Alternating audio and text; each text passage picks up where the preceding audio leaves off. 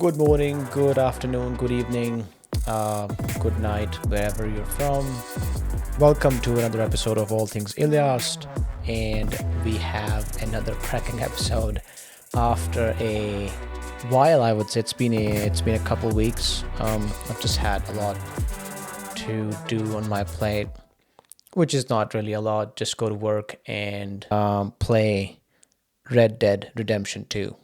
Just an update if you're interested.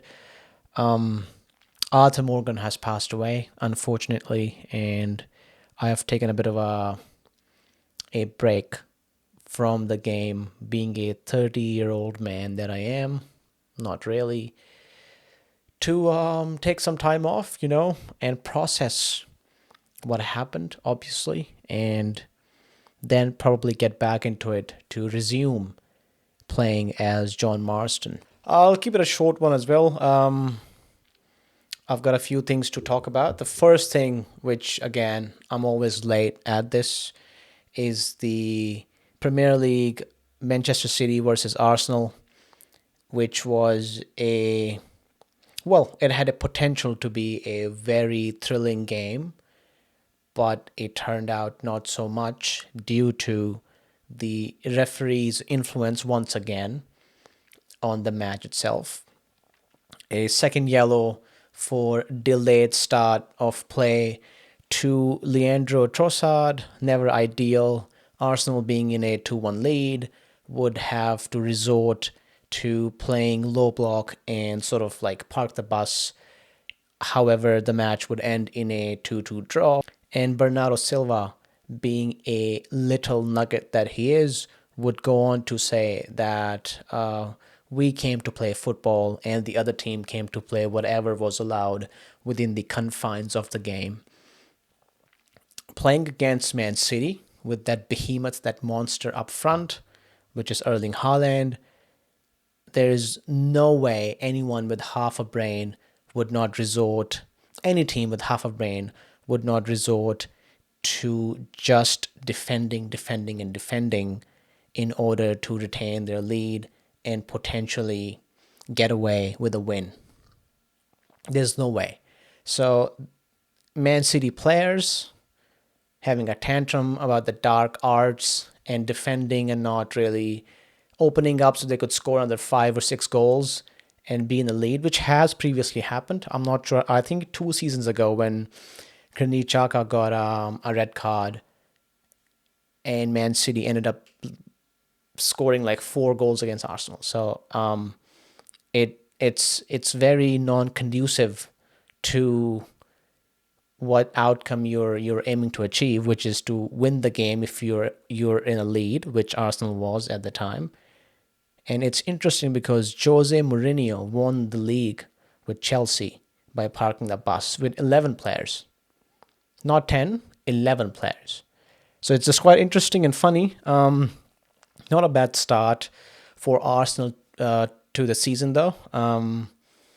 They've played against Villa, Brighton, City, Spurs, and Wolves, as far as I know, 5 games, yeah, and have got 11 points. So 2 draws, 3 wins.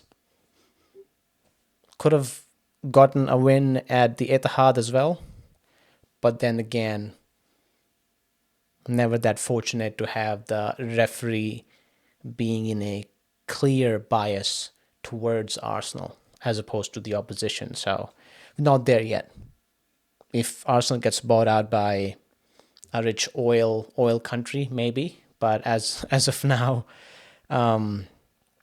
it's not quite possible. Moving on to something interesting that has been on my mind, and I had forgotten all about it, and it made me had a good laugh. So ever since I was a kid, I had a speech impediment. I had a stammer or a stutter, some people would call it. So as I was growing up, when you start talking, you sort of realize that you have it. My parents realized. I don't really remember how intense it was because I did as a child like to talk and engage in conversations that has hung around. But I obviously had it, so I would get teased by other kids at school sometimes, and by my siblings, but I always sharp with my tongue. I wouldn't hold back. So I would talk really fast, say my stuff, have a stutter, and then continue laying it on whoever I could. I also was an emotional kid. And having a speech impediment, you're just naturally anxious.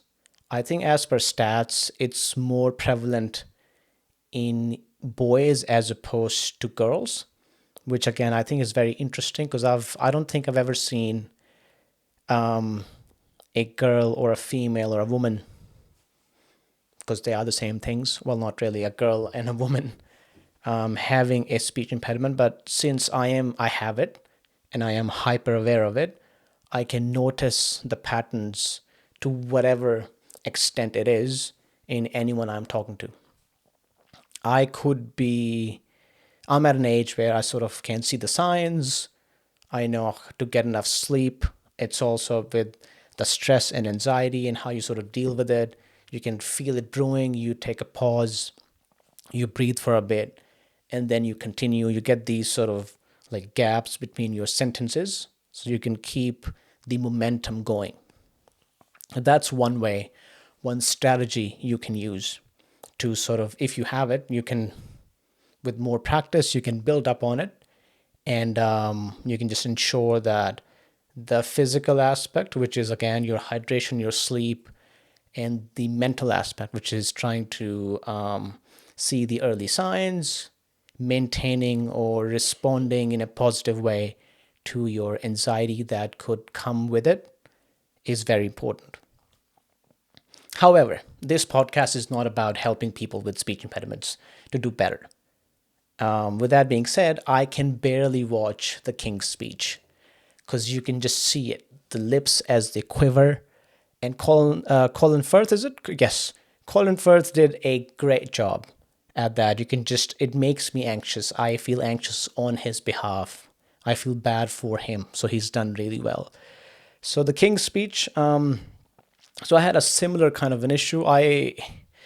It's hard to now remember, but it would sometimes improve on its own. You just sometimes you as a kid, you are naturally more confident.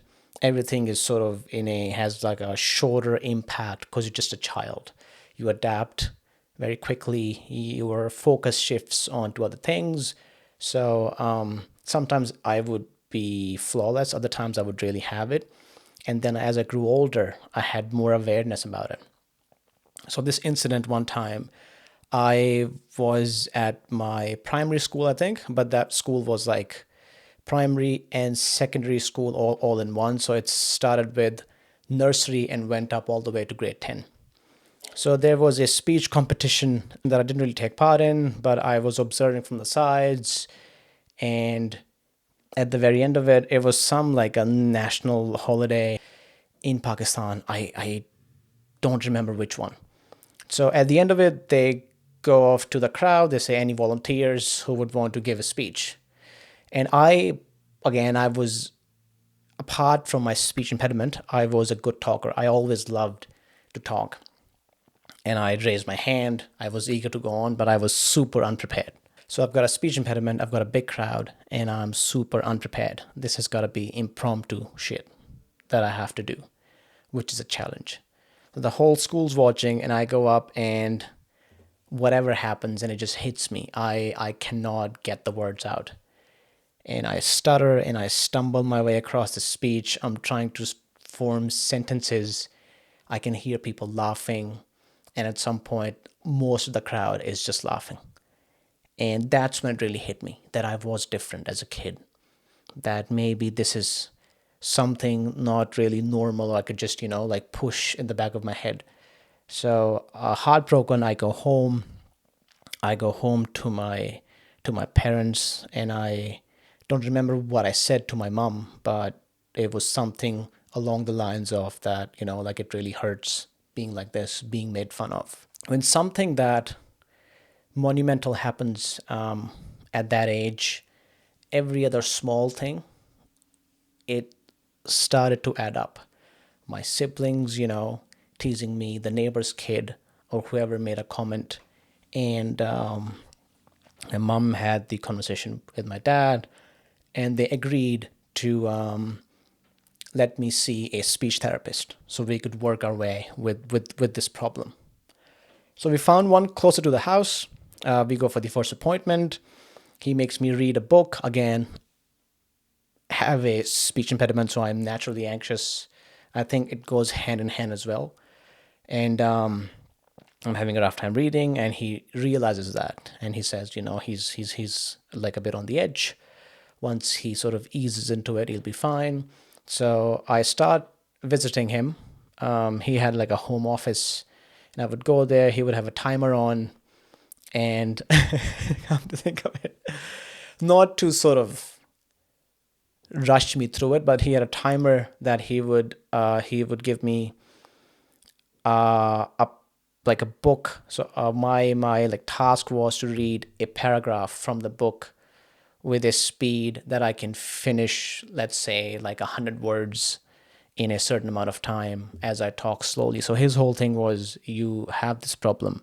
You realize that you can talk really fast sometimes, and that contributes to it. So when you stop, it's hard for you to sort of get back into it. So if you manage your breath, if you manage the speed at which you talk.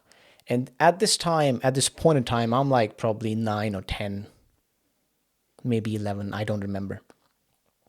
And we do the rounds, some like practice rounds. He gets me to call a shop to like place an order. Again, I am like super anxious. I'm assuming that goes back to, answering the phone to people who are unknown to you as well, because you just get this something boiling inside of you, and then you're just unable. The first thing with the stress in your body that gets impacted is your speech. So he's doing all these good things, but then again, I am a bit non-serious about it. I just think it's a thing to go to now, because I have days where I can just like talk and talk at the speed that I used to talk, which was naturally fast. And he gets a bit frustrated, but then he would have this conversation with me, well, conversations with me about, how important it is to fix this. And one day he goes, here's the thing: if you don't fix this now that you have the opportunity, everything you will do as you grow up in your life, it requires to have a fluent speech. You want to be a doctor, you need to be able to talk with your patients. You need to be an engineer. You need to be able to like talk with your like employer in any field of work that you go to. This is important for you.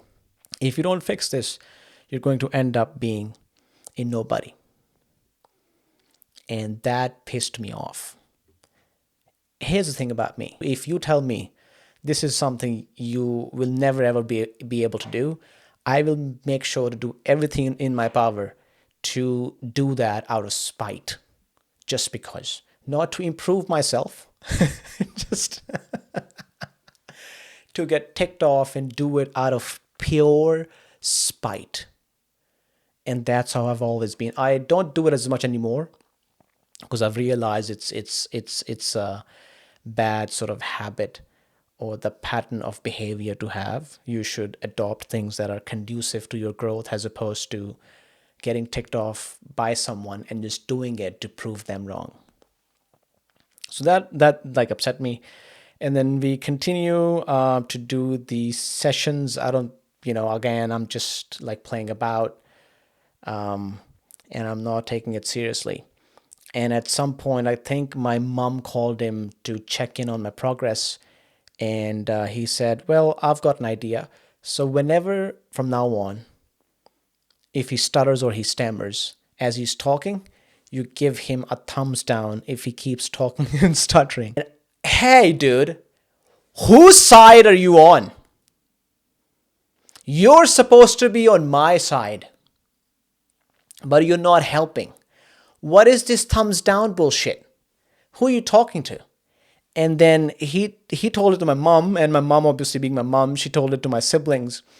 And I said to them, you do that, and then we will find out how miserable all of our lives are going to be. So obviously feeling betrayed by my speech therapist. And I think, I don't remember how, but eventually I stopped going because my parents were like, we keep paying this guy. And, our kid still stutters. And then I would stop and then I'd do it again and then I would stop. But, give him a thumbs down as he's talking and stuttering because that's going to help him. Whose side are you on, guy? I don't know. I don't remember. I remember the area he lived in. I remember his face. I remember his office, but for the love of God, for some reason, I do not remember the guy's name. Or I would look him up. I would look him up and I would call him to tell him that, do you remember when you said that if you choose to be a doctor or an engineer or in any field, if you don't fix this issue, you will not amount to anything? You were absolutely goddamn right. I wonder if he's got more patience though. Like, I wonder if he keeps seeing people and if his strategies have evolved or he still resorts to some sort of like a reverse psychology, on a kid who's like 9 or 10, and to tell him that, you're not going to be anything in your life if you stutter. And just imagine having a kid and he's doing his like King's Speech kind of, like he comes in, he's just hey hey hey hey hey hey hey hey hey dad, and then you just like stop talking to me until you fix your speech, boy. That stuff. And the teachers who would have like beef with the kids in school, like, bro, I am 9, or like I'm 14, you're 45 and balding, or you're 45 and you have kids at home, miss. Like, why are you so vitriolic and toxic towards me? Why do you hate me? I'm just a kid.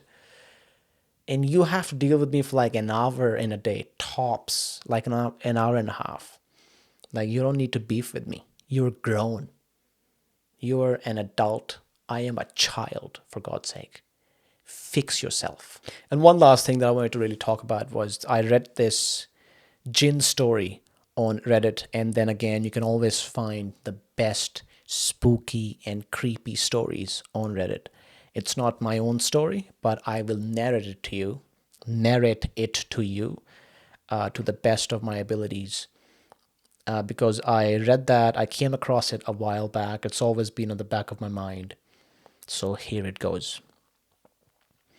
There's a guy who lives in a village in Pakistan.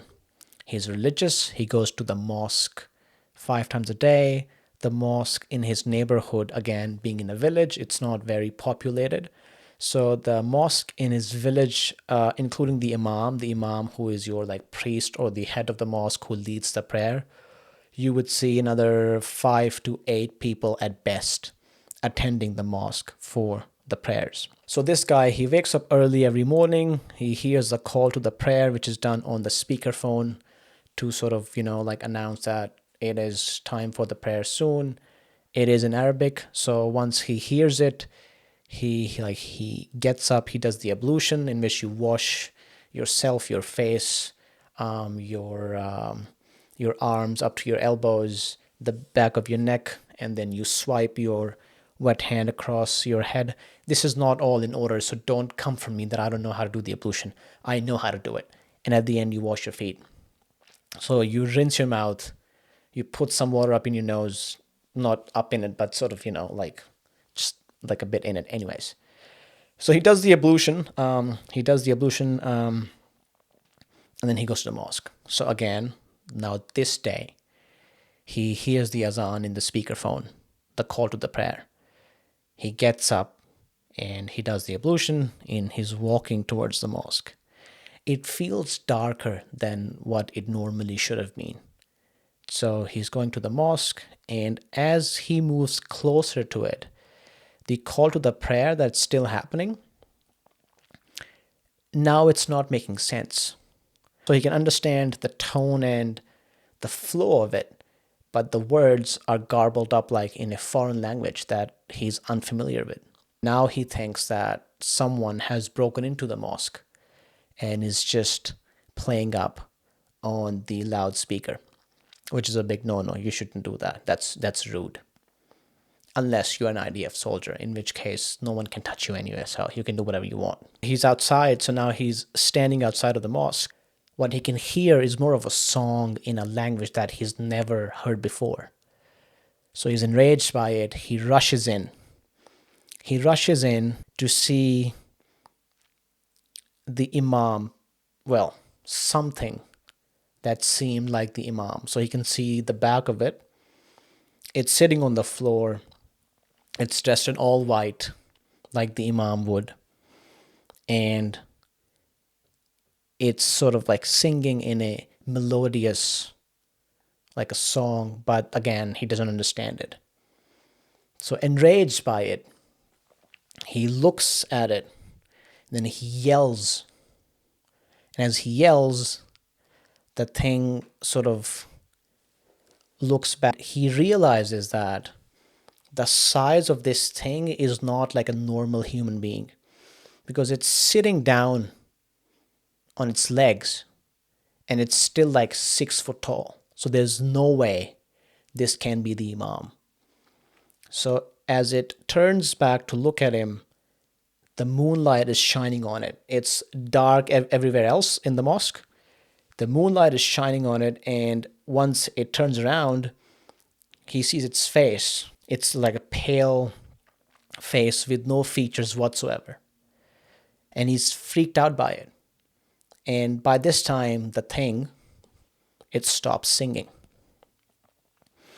And this guy starts reciting the Quran. And then he realizes that this thing slowly moves towards him, but it doesn't stand up because it's already like 6 foot tall, but like an animal with like 4 legs. And it's creeping towards him, but then at lightning speed, it charges at him. And then he goes unconscious. When he wakes up, he's surrounded by the imam and some other people who are there for the prayers. Now, this is the actual time of the prayers. And he comes about, and the imam is there, and he seems fine. And, he's a bit confused because the imam tells him that he came into the mosque. There was a lock outside. He unlocked the front gate as he walked in, so it wasn't just open. It didn't make sense for him to be in there because only the imam had the keys to unlock the mosque. You couldn't just get in or break in. So he comes in, he unlocks it, and this guy's on the floor there. So the imam is confused as to how could he possibly have entered the mosque. Some years would go by, and this guy would fall really, really, really ill and would have several severe mental health issues. He would spend the last of his days in a mental hospital, and then he would eventually pass away. So whatever he saw, whatever jinn or paranormal like entity he saw, people believe. The person who told the story believes that it just hung around as long as he was alive, just because its song and its time on its own was disturbed by this man. It just hung around. And with that creepy stuff, I shall say goodbye to you, because I can also hear a song, and I'm going to go investigate. Take care, be good, make sure to like, share, and subscribe, and I'll see you in the next one, whenever that is.